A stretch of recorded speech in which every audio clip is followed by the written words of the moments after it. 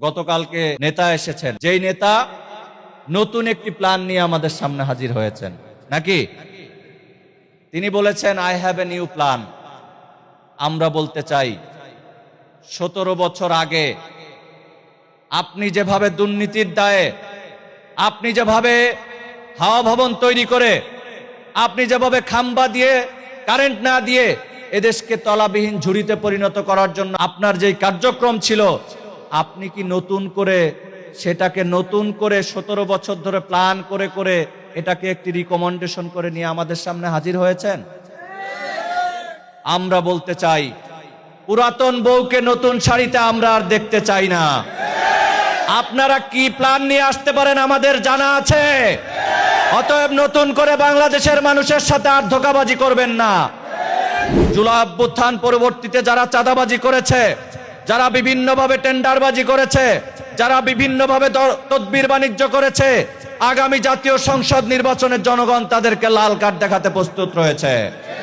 অতএব নতুন কোন প্ল্যান দিয়ে বাংলাদেশের মানুষকে আর বোকা বানানো যাবে না ইনশাআল্লাহ। আমরা যদি শপথ নিতে পারি, আমরা যদি কাজ করতে পারি, আমরা যদি আজকে থেকে নিয়ত করে মাঠে নামতে পারি, তাহলে আগামী জাতীয় সংসদ হবে ইসলামের সংসদ, আগামী জাতীয় সংসদ হবে কোরআনের সংসদ, আগামী জাতীয় সংসদ হবে ইসলামের সংসদ, আগামী জাতীয় সংসদ হবে পীর সাহেব চরমনায়ের সংসদ, আগামী জাতীয় সংসদ হবে হাত পাখার সংসদ। ঠিক কিনা ভাইরা আমার?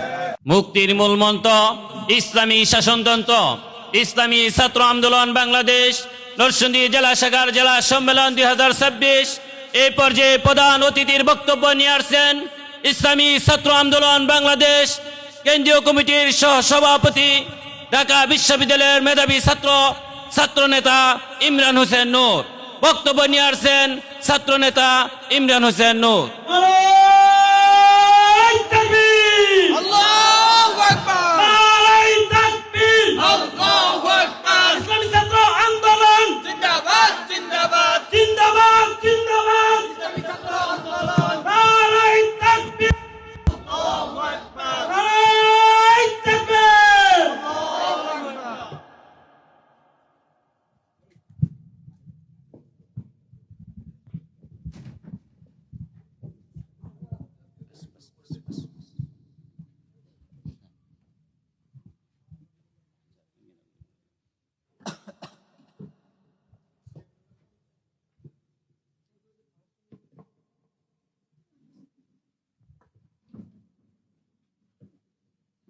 উহারা চাহুক দাসের জীবন, আমরা শহীদি দরজা চাই। নিত্য মৃত্যু ভিতরা, মোরা মৃত্যু কোথায় খুঁজে বেড়াই। ইসলাম দেশ মানবতার অতন্দ্র প্রহরী সংগঠন ইসলামী ছাত্র আন্দোলন বাংলাদেশ নরসিংদী জেলার আজকের এই জেলা সম্মেলনের সংগ্রামী সভাপতি, উপস্থিত রয়েছেন ইসলামী আন্দোলন বাংলাদেশের নরসিংদী জেলার নেতৃবৃন্দ, উপস্থিত রয়েছেন নরসিংদীর কৃতি সন্তান ইসলামী ছাত্র আন্দোলন বাংলাদেশের কেন্দ্রীয় কারিগরি শিক্ষা সম্পাদক, নরসিংদী জেলার সাবেক সভাপতি সহযোদ্ধা মোহাম্মদ খায়রুল কবির, উপস্থিত আছেন ইসলামী যুব আন্দোলন বাংলাদেশের কেন্দ্রীয় ত্রাণ ও সমাজ কল্যাণ সম্পাদক যুবনেতা ইঞ্জিনিয়ার ইহতেশামুল হক পাঠান এবং ইসলামী আন্দোলন বাংলাদেশ এবং সহযোগী সংগঠনের নরসিংদী জেলার বিভিন্ন পর্যায়ের নেতৃবৃন্দ, আমার সামনে উপস্থিত আগামীর স্বপ্নীল আদর্শিক বাংলাদেশ গড়ার দৃঢ় প্রত্যয়ী আমার শিক্ষার্থী বন্ধুগণ, সবাইকে ইসলামী ছাত্র আন্দোলন বাংলাদেশের পক্ষ থেকে সংগ্রামী সালাম এবং মোবারকবাদ জানাচ্ছি। সংগ্রামী উপস্থিতি, ইতিমধ্যেই বক্তারা বলেছেন ইসলামী ছাত্র আন্দোলন বাংলাদেশ কেন প্রতিষ্ঠা হয়েছে, কি লক্ষ্য এবং উদ্দেশ্য নিয়ে এদেশের শিক্ষার্থীদের মধ্যে কাজ করছে এবং 1991 সালে প্রতিষ্ঠিত এই সংগঠন আজকে 34 বছরে এই দেশ, এই মানবতা, এই মাটি এবং মানচিত্রকে কি উপহার দিয়েছে আমরা নিশ্চয় অবগত হয়েছে, ঠিক কিনা ভাইরা আমার? ইসলামী ছাত্র আন্দোলন বাংলাদেশ এদেশের শিক্ষার্থীদের মধ্যে নৈতিক এবং চারিত্রিক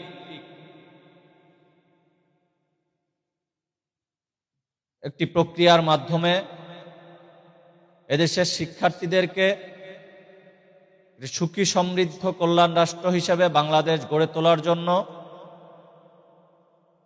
একটি আদর্শিক প্রজন্ম তৈরি করতে চায়।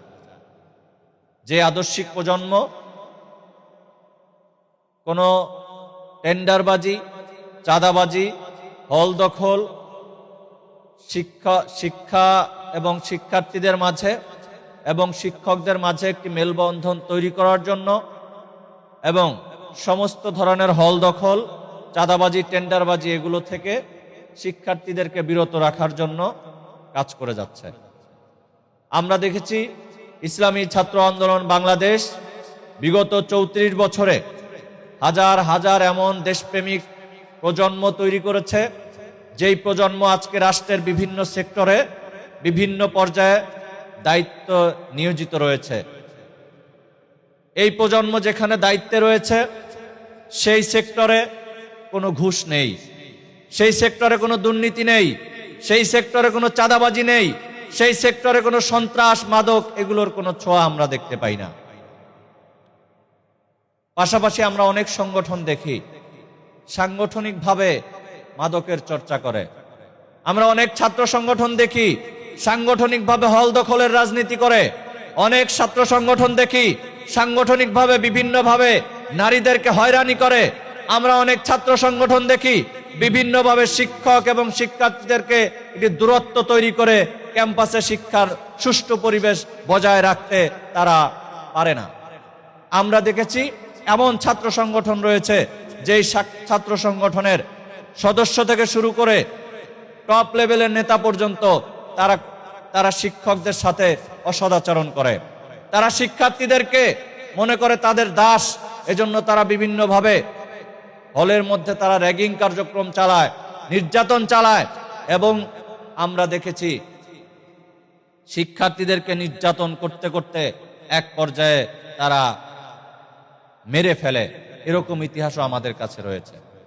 কিন্তু ইসলামী ছাত্র আন্দোলন বাংলাদেশ গোটা বাংলাদেশের মধ্যে এমন কোনো কালিমা, এমন কোনো নজির নেই যেখানে হল দখল, চাঁদাবাজি, টেন্ডারবাজি, ইফটিজিং, মাদক এবং শিক্ষকদের সাথে কোনো ধরনের অসদাচরণ করেছে এরকম একটা নজিরও কেউ দেখাতে পারবে না, ঠিক কিনা ভাইরা আমার?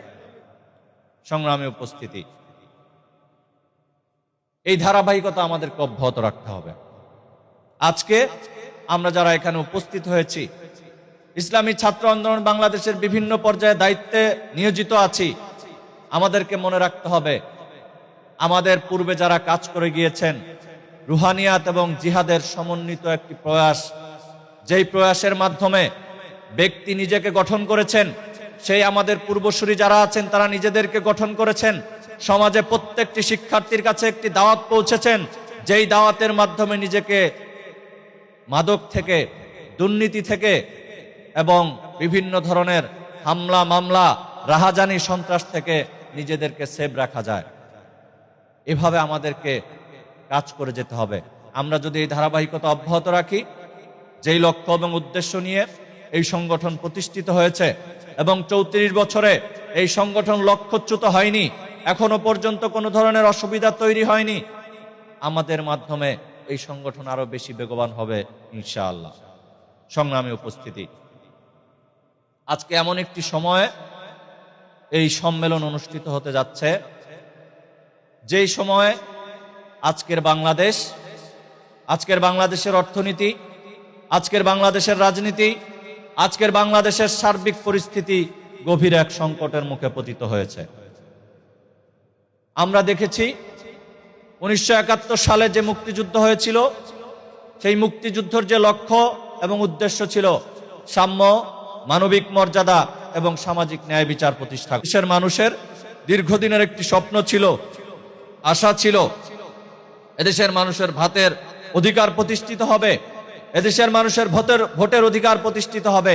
কিন্তু স্বাধীনতার 54 বছর পেরিয়ে 2024 সাল পর্যন্ত এসেও আমরা এই লক্ষ্যগুলো, উদ্দেশ্যগুলো পূরণ করতে ব্যর্থ হয়েছে, ঠিক কিনা ভাইয়েরা আমার? আজও স্বাধীনতার কাঙ্ক্ষিত সেই ফল, কাঙ্ক্ষিত সেই লক্ষ্য, কাঙ্ক্ষিত সেই রেজাল্ট আজও বাংলার মানুষের কাছে অধরা রয়ে গিয়েছে। আমরা দেখেছি স্বাধীনতার পরে যারা এদেশকে গড়ার জন্য বিভিন্নভাবে দেশের মানুষকে স্বপ্ন দেখিয়েছে, যারা এদেশের মানুষের অধিকার নিয়ে কথা বলার জন্য বিভিন্ন সময় ভোটের জন্য আমাদের কাছে পায়ে দাঁড়ে দাঁড়ে এসে পৌঁছেছে, আমরা তাদেরকে সরল মনে ভোট দেওয়ার মাধ্যমে, সমর্থন করার মাধ্যমে সংসদে পাঠিয়েছি। আমরা চিন্তা করেছি তারা আমাদের কথা বলবে, জনগণের কথা বলবে, দেশের কথা বলবে, স্বাধীনতা সার্বভৌমত্বের কথা বলবে। কিন্তু আমরা দেখেছি ক্ষমতায় যাওয়ার পরে তাদের অরিজিনাল রূপ প্রকাশ আমরা দেখতে পেয়েছি। আমরা দেখেছি তারা আর জনগণের চিন্তা করে না, তারা দেশের চিন্তা করে না, তারা সংসদে বসে বিদেশি প্রভুদের দাবিদারি করে। আমরা দেখেছি তারা জনগণের চিন্তা করে না, নিজেদের আখের গোছায় এক একজন সম্পদের পাহাড় গড়ে হাজার হাজার কোটি টাকা বিদেশে পাচার করে, নিজেদের ছেলে মেয়েকে বিদেশে উচ্চশিক্ষায় শিক্ষিত করে। আর বাংলার মানুষ, হাজার হাজার মানুষ আজ না খেয়ে ফুটপাতে, আজকে শীতের জন্য কষ্ট নিবারণ করার জন্য কোনো বস্ত্র তারা পায় না, তারা আজকে নিদারুণভাবে জীবন যাপন করছে। অথচ তারা আজকে সুখে সমৃদ্ধিতে জীবন যাপন করছে। এক একজন এমপি হয়েছে, এক একজন মন্ত্রী হয়েছে আপনার আমার ট্যাক্সের টাকায়, এক একজন সুন্দর জীবন যাপন করছে আপনার মতো আমার মতো মানুষের ঘাম ঝরা, রক্তকে পানি করা টাকা তারা অবৈধভাবে বিদেশে পাচার করে সম্পদের পাহাড় গড়েছে। আমরা দেখেছি স্বাধীনতার পরে এরকম অসংখ্য নেতার আমরা দেখতে পেয়েছি, অসংখ্য দল যারা বিভিন্ন সময়ে ক্ষমতায় এসেছে, তাদের ইশতেহারে জনগণের কথা লিখেছে, কিন্তু বাস্তবে তাদের অবস্থান ছিল সম্পূর্ণ জনগণের বিপরীতে। এজন্য আমরা দেখেছি আওয়ামী লীগ ক্ষমতায় এসেছে, আওয়ামী লীগ যখন এরকম করেছে, জনগণ আবার পরিবর্তনের আশায় বিএনপিকে ক্ষমতায় এনেছে, বিএনপি আবার এরকম করেছে, এরশাদকে ক্ষমতায় এনেছে। কেউই এদেশের শান্তি এবং মুক্তি দিতে পারে নাই। যেই কারণে আমরা দেখলাম 16 বছরের এই জগদ্দল পাথরের মতো চেপে বসা ফ্যাসিবাদ আওয়ামী সরকার এবং শেখ হাসিনা 16 বছর ধরে বাংলাদেশের মানুষের কথা বলার স্বাধীনতাকে হরণ করেছে। এই ফ্যাসিবাদী শেখ হাসিনা এবং আওয়ামী লীগ সরকার বিদেশে সম্পদের পাহাড় গড়েছে, কানাডায়, লন্ডনে বেগমপাড়া তৈরি করেছে, বিভিন্ন জায়গায় তাদের সম্পদের বেহিসাব সম্পদ তৈরি করেছে। আর বাংলাদেশের মানুষের ভাগ্যের আকাশে কোনো নতুন চাঁদ উদিত হয়নি আমরা দেখেছি। যার কারণে আমরা মনে করি 24 সালে শিক্ষার্থীরা একটি আন্দোলন করলো, সংগ্রাম করলো, বৈষম্য বিরোধী ছাত্র আন্দোলনের ব্যানারে শেখ হাসিনা এবং আওয়ামী লীগ এই দলটাকে নিশ্চিহ্ন করে দিয়ে বাংলাদেশ থেকে বিতাড়িত হতে বাধ্য করেছিল।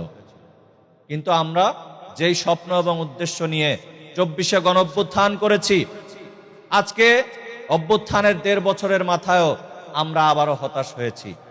আমরা দেখেছি একদিকে যেই সরকার অভ্যুত্থান পরবর্তীতে ইন্টারিম সরকার আসলো, যারা এদেশের হাজার হাজার শিক্ষার্থী, হাজার হাজার ছাত্র জনতার রক্তের উপর দাঁড়িয়ে সরকার গঠন করলো, তাদের উচিত ছিল সকল রাজনৈতিক দলকে এক পাশে রেখে আগে জনতার কথা ভাবা, আগে শিক্ষার্থীদের কথা ভাবা। কিন্তু তারাও সেটা করতে ব্যর্থ হয়েছে। তারা মন্ত্রীপাড়ায় গিয়ে এক একজন আরাম আয়েশ করছে, অথচ এদেশের শিক্ষার্থীরা আজও শিক্ষার পরিবেশ বজায় রাখার জন্য, শিক্ষার্থীদের অধিকার আদায় করার জন্য আজও রাজপথে নামতে আমাদেরকে বাধ্য করেছে, ঠিক কিনা ভাইরা? আমরা বলতে চাই, আমরা শিক্ষার্থী যারা রয়েছি, আমরা স্পষ্ট করে বলতে চাই, 24-এর গণঅভ্যুত্থান পরবর্তীতে যেই শিক্ষার্থীদের ডাকে গণঅভ্যুত্থান হয়েছে, সবচেয়ে বেশি রক্ত ঝরেছে যেই শিক্ষার্থীদের, অভ্যুত্থান পরবর্তী সরকারের সবচেয়ে বেশি প্রায়োরিটি দেওয়া উচিত ছিল এদেশের শিক্ষা খাতকে। আমরা দেখেছি তারা দিতে সম্পূর্ণরূপে ব্যর্থ হয়েছে। আমরা দেখেছি অনেকগুলো কমিশন হয়েছে, সংস্কার কমিশনের নামে অনেকগুলো কমিশন হয়েছে, কিন্তু শিক্ষা সংস্কারের কোনো কমিশন তারা করতে ব্যর্থ হয়েছে। আমরা দেখেছি এই অভ্যুত্থান পরবর্তীতে একটি বাজেট হয়েছে। বিগত সময় আমাদের আন্দোলন ছিল, সংগ্রাম ছিল যে শিক্ষা খাতে ন্যূনতম মূল বাজেটের 20% বরাদ্দ দেওয়া। আমরা তো ভেবেছিলাম, আমরা আন্দোলন করেছি, সংগ্রাম করেছি, আমাদের আন্দোলন এবং সংগ্রামের ফলে তারা এক একজন মন্ত্রী হয়েছে, এক একজন উপদেষ্টা হয়েছে। আমাদের কাছে মনে হয়েছিল তারা এই শিক্ষা খাতকে এবার হয়তো গুরুত্ব দিবে, কিন্তু তারা সেই আগের মতোই রয়ে গিয়েছে। এজন্য আমরা বলতে চাই, 24-এর গণ অভ্যুত্থান পরবর্তীতে আমরা ভেবেছিলাম শিক্ষার্থীদের কাজ মনে হয় ফুরিয়ে গিয়েছে, কিন্তু আমরা আজকে স্পষ্ট করে বলতে চাই, শিক্ষার্থীদের অধিকার আদায়ের জন্য, ক্যাম্পাসে শিক্ষার সুষ্ঠু পরিবেশ আদায় করার জন্য আবারও যদি আন্দোলন করতে হয়, আবারও যদি লড়াই করতে হয়, আবারও যদি সংগ্রাম করতে হয়, আমরা ইসলামী ছাত্র আন্দোলন বাংলাদেশ প্রস্তুত রয়েছি। আমরা বলতে চাই, আমাদের আন্দোলন শেষ হয় নাই, আমাদের সংগ্রাম এখন অব্যাহত রয়েছে। এজন্য সবাইকে সজাগ থাকতে হবে, সচেতন থাকতে হবে। সংগ্রামী উপস্থিতি, সামনে জাতীয় নির্বাচন। আগামী জাতীয় নির্বাচনে দুইটা পক্ষের লড়াই হবে। একটা পক্ষ হলো ইসলামের পক্ষে, আরেকটা পক্ষ থাকবে ইসলামের বিরুদ্ধে, ইসলাম বিদ্বেষীদের পক্ষে। আজকে এই সম্মেলন থেকে আমরা শপথ করতে চাই, আগামী জাতীয় সংসদ নির্বাচনে আমরা ইসলামের পক্ষে থাকবো ইনশাআল্লাহ। আগামী জাতীয় সংসদ নির্বাচনে ইসলামকে বিজয় করার জন্য আমাদের যদি জীবন যায়, আমাদের যদি ঘাম যায়, ইসলামী ছাত্র আন্দোলন বাংলাদেশের নেতৃত্বে পীর সাহেব চরমনায়ের নির্দেশনায় আমরা সর্বদা সদা সর্বদা প্রস্তুত রয়েছে। ঠিক কিনা ভাইরা আমার? ইসলামকে বিজয়ী করার জন্য ওয়ান বক্স পলিসি এসেছে। পীর সাহেব চরমনায়ের অক্লান্ত পরিশ্রমে গোটা বাংলাদেশের ইসলামপন্থীরা একত্রিত হয়েছে। গোটা বাংলাদেশের সমস্ত সংসদীয় আসনে একটি করে বাক্স যাবে ইসলামের পক্ষে। এই ইসলামের পক্ষে যেই বাক্স যাবে, সেই বাক্সকে জিতিয়ে আনার জন্য আপনার আসনে, আপনার পাড়ায়, আপনার মহল্লায়, আপনার শিক্ষা প্রতিষ্ঠানে, আপনার মসজিদে সর্বাত্মকভাবে দাওয়াতি কাজ করতে হবে। যেই লক্ষ্য এবং উদ্দেশ্য নিয়ে অনবক্স পলিসি হয়েছে, আগামী জাতীয় সংসদে ইসলামকে ক্ষমতা আনার মাধ্যমে ইসলাম বিরোধীদেরকে দাঁত ভাঙা জবাব দিতে হবে ইনশাআল্লাহ। আমরা দেখেছি কতিপয় ইসলামী দল নাম ধারণকারী, ইসলামী নেতা ধারণকারী দুইটা আসনের আশায়, সামান্য কিছু লোভের আশায়, সংসদীয় আসন এবং সম্পদের আশায় তারা ইসলাম বিদ্বেষীদের সাথে একাত্মতা পোষণ করছে, তাদের পিছনে একটু হালুয়া রুটির ভাগ নেওয়ার জন্য ঘুরছে। আমরা তাদেরকে ধিক্কার জানাই। ইসলামের নামে এরকম করে যারা বিভিন্নভাবে ইসলামকে বেঁচে খাওয়ার জন্য ধান্দা ফিকির করছে, আগামী জাতীয় নির্বাচনে তাদেরকেও প্রতিহত করতে হবে।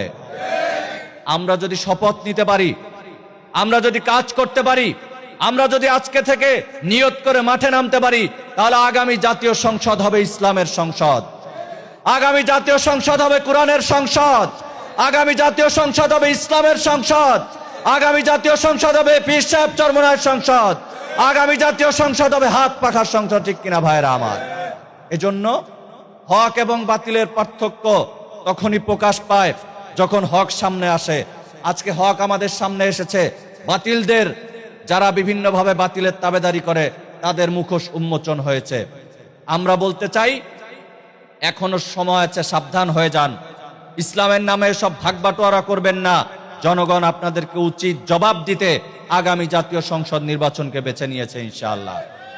সর্বশেষ যে কথাটি বলতে চাই, আমরা দেখেছি গতকালকে নেতা এসেছেন, যেই নেতা নতুন একটি প্ল্যান নিয়ে আমাদের সামনে হাজির হয়েছেন, নাকি? তিনি বলেছেন, I have a new plan. আমরা বলতে চাই, 17 বছর আগে আপনি যেভাবে দুর্নীতির দায়ে, আপনি যেভাবে হাওয়া ভবন তৈরি করে, আপনি যেভাবে খাম্বা দিয়ে, কারেন্ট না দিয়ে এদেশকে তলাবিহীন ঝুড়িতে পরিণত করার জন্য আপনার যেই কার্যক্রম ছিল, আপনি কি নতুন করে সেটাকে 17 বছর ধরে প্ল্যান করে করে এটাকে একটি রিকমেন্ডেশন করে নিয়ে আমাদের সামনে হাজির হয়েছেন? আমরা বলতে চাই, পুরাতন বউকে নতুন শাড়িতে আমরা আর দেখতে চাই না। আপনারা কি প্ল্যান নিয়ে আসতে পারেন আমাদের জানা আছে। অতএব নতুন করে বাংলাদেশের মানুষের সাথে আর ধোঁকাবাজি করবেন না। পাশাপাশি বলতে চাই, 24-এর জুলাই অভ্যুত্থানে আমরা ফ্যাসিবাদের কবর রচনা করেছি।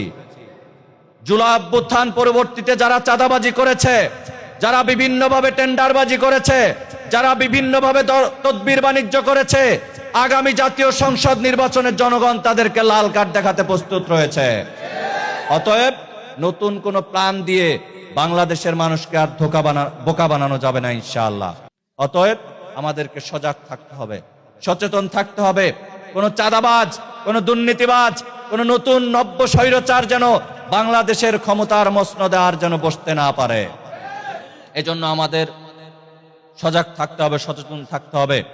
এই আশাবাদ ব্যক্ত করে সকলের প্রতি উদাত্ত আহ্বান রেখে নরসিংদীর প্রত্যেকটি সংসদীয় আসনে আগামী জাতীয় সংসদ নির্বাচনে ইসলামকে বিজয়ী করে আমরা যদি সংসদে পাঠাতে পারি, তাহলে নরসিংদী থেকেই ইসলামের বিজয়ের সূচনার উত্থান হবে বলে আমি বিশ্বাস করি ইনশাআল্লাহ। কি আপনারা কাজ করবেন তো? কারা কারা কাজ করবেন? আল্লাহু আকবার, নারায়ে তাকবীর। আগামী জাতীয় সংসদ নির্বাচনে ইসলামের পক্ষে এক বাক্স নীতিকে আমরা সংসদে পাঠিয়ে ইনশাআল্লাহ আমরা আমাদের এই সংগ্রামকে, আন্দোলনকে আমরা বন্ধ করব ইনশাআল্লাহ।